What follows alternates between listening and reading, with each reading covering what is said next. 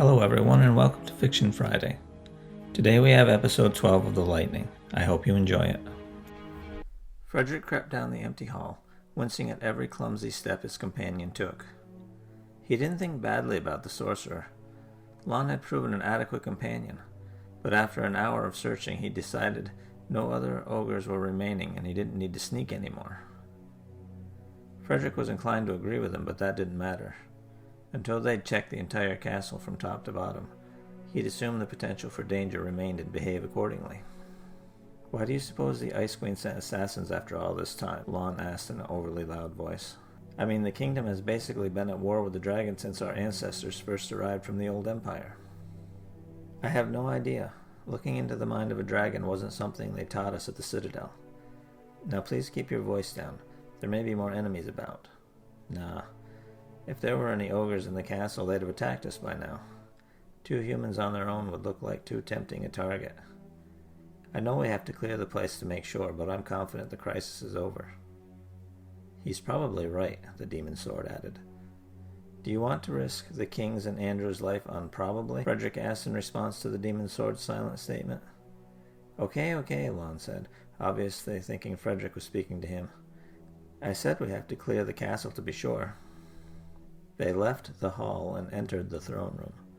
The bodies of slain royal guards lay behind the throne. Broken benches had been scattered around in the battle. It must have been quite a fight. "What a mess," Lon said. That was a statement Frederick couldn't argue with. "Let's clear the second floor and then we're good." "I'm right behind you." Frederick led the way to the stairs, brushed aside the remains of a shattered door, and climbed. Even with his enhanced vision, it was dim. As if reading his mind, Lon conjured a light. Frederick's gaze was drawn to the faint glow coming from under one of the doors up ahead. "Do you see that?" "What?" "The light." Lon's glowing globe vanished, plunging them into darkness. The glow ahead of them seemed brighter. "I see it now. Looks like a soul force glow. The Archmage keeps an office up here, doesn't he?" "Yes, to stay close to the king. Let's check it out." Frederick eased closer, his grip tight on the demon sword's hilt. He pushed the door open and lunged through. No enemies waited, just a simple room with a desk, chair, bed, and bookcase. A scroll sitting on the desk was the source of the light. Someone sent a message. Lon approached the desk and reached for it. "Hey, I doubt that's intended for you." "So do I, but the guy it was intended for is dead, so someone has to look at it." Lon waved a hand over the scroll, banishing the glow, and unrolled it. "Uh-oh." "What?" "The Ice Queen's advancing her army south. We need to take this to the king." Andrew and Helena waited at the bottom of the ladder below the entrance to the safe house. When Lydia had informed them that Frederick was on his way, they both raced to meet him. Andrew had known Helena for 5 years, and he'd never seen her this excited. Her cheeks had a rosy glow and her smile about split her face. You'd think she and Frederick had been separated for weeks, not hours. The full weight of the situation hit him then. Had it only been half a day ago that his main concern was talking some girl into his bed? It felt like another life, and in some ways it was, especially after Lydia's announcement about his father. He put the thought out of his mind. What would be, would be. Right now he needed to greet his friend. Frederick climbed down the ladder, and the instant his feet hit the stone, Helena leapt into his arms. He held her and took a couple of steps to make a space for the sorcerer hovering above him to land. Frederick's face was twisted in a deep scowl. Considering the beautiful woman in his arms, Andrew couldn't imagine what was wrong. Finally, he lowered Helena and asked, "Is your father awake?" "I don't know." Andrew's chest got heavy. "Why?" Frederick looked back at the sorcerer. "Lon." Lon held out a scroll. Andrew read it and his eyes widened. "Is this accurate?" "I assume so," Lon said. "When we checked the second floor, we found it on the Archmage's desk. Only one of our sorcerers would know exactly where to send it." "What's going on?" Helena asked, looking from one face to the other. "War." Andrew strode back towards his father's bedroom. Even if he wasn't up, there was no way he could keep this from him. Hopefully Lydia would be there as well. As they walked, Frederick filled them in on the details. When he finished, Helena asked, "Was this all a distraction so we wouldn't be able to respond quickly?" "It was more than that," Andrew said, his mind racing. "If she'd succeeded in killing the king, heir to the throne, and the commander of the Northern Army, the chaos would have been enormous. Her army would have rolled over ours like they were nothing. We're damn lucky today." They reached the door, and Andrew asked the guards, "Is my father awake?" "Yes, Highness," one of the sorcerers said. "The Archmage is with him." "Did he have another coughing spell?" "Yes, Highness." Andrew grimaced and nodded. They opened the door for him, and he went in. Lydia bent over the bed, her hands glowing as she made mystic passes over his father's chest. Both of them looked his way. Andrew didn't have a chance to say anything about the invasion before his father spoke. "Frederick, come here." Frederick approached the bed and bowed. "Majesty, I didn't really have a chance to thank you properly back at the capital. You saved my life. Any reward you desire, simply name it." Andrew allowed himself a moment of amusement at his friend's discomfort. Frederick hated this sort of thing. "I was only doing my duty, Majesty. No reward is necessary." Father managed a weak smile. "So like Dornkirk.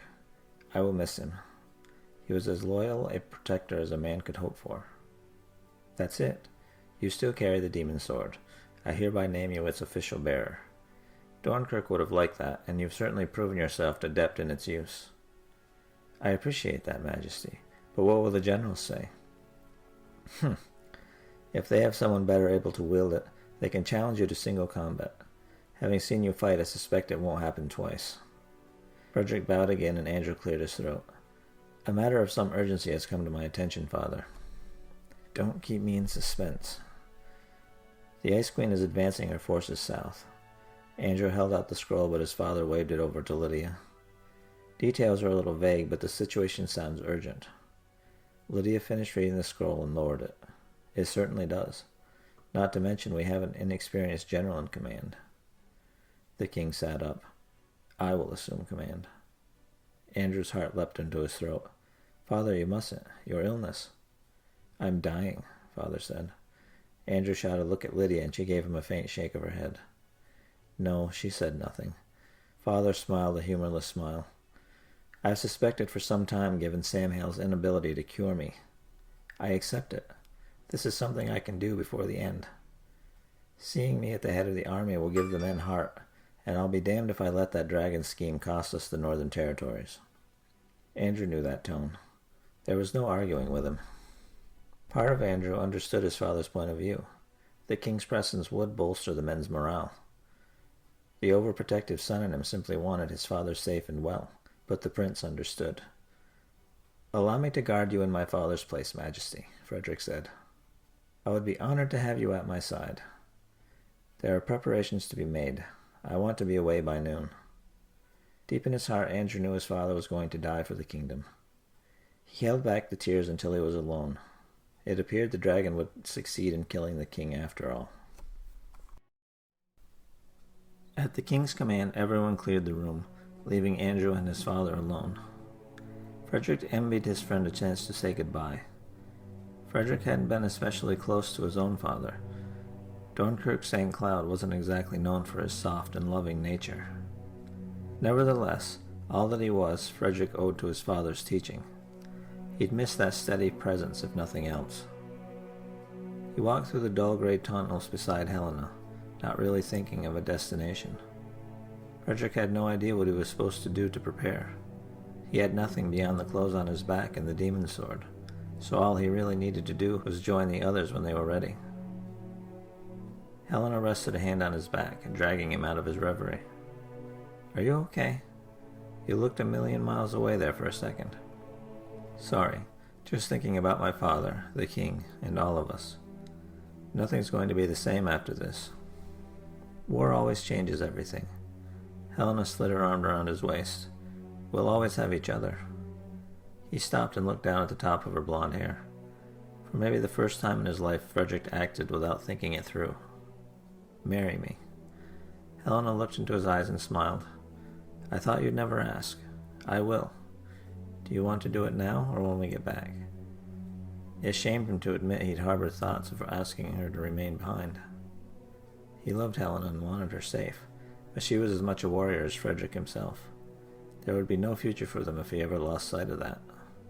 When we get back, if what I fear is going to happen does, it will be nice to have something good to look forward to. And I can think of nothing better than pledging the rest of my life to you. They shared a kiss and went to the exit ladder to wait. An hour later, King Adam, dressed in fine clothes and looking steadier than Frederick had seen him in a while, arrived with Andrew, Lon, and the Crimson Legionnaires. "Andrew," the king said, "you will remain here until this matter is settled. Lydia, you and all but 2 of your sorcerers will protect him. The rest of us will fly north with all haste." "Father, please." The king gave his son a hard look. "You will stay here until it's safe. Is that understood?" Andrew hung his head. "Yes, father." "Good." King Adam took his son by the shoulder. "When I'm gone, the people will look to you for leadership. I know you don't think you're up to it, but you have a good heart. Follow it and you'll do fine. I love you, son." Andrew finally looked up. "I love you too." Frederick tried to remember if his father had ever told him he loved him and failed. Even knowing what the future most likely held, he envied his friend more than he could say. Frederick, Helena, and Lon flew together in a soul force bubble, while the king traveled with the legionnaires. The sun was high in the sky, and Frederick held back a yawn. He hadn't gotten a bit of sleep the night before. It wasn't a big deal. Warlords sometimes went days without sleep if necessary, but that didn't mean he had to like it.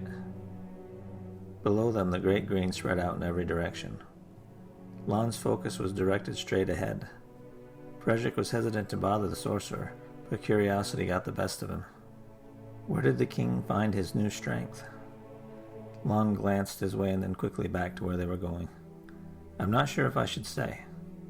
"You should," Frederick said. "If I'm to protect him, I need to know what I'm dealing with." "I suppose that's true. Okay. I overheard the Archmage talking to the other sorcerers. It seems the king ordered her to infuse him with enough soul force to allow him to function even if it shortened his life. His orders were to keep him upright no matter what." "He has no intention of coming back," Helena said. Frederick nodded and put his arm around her. He felt bad for Andrew, but he held the king in the highest respect.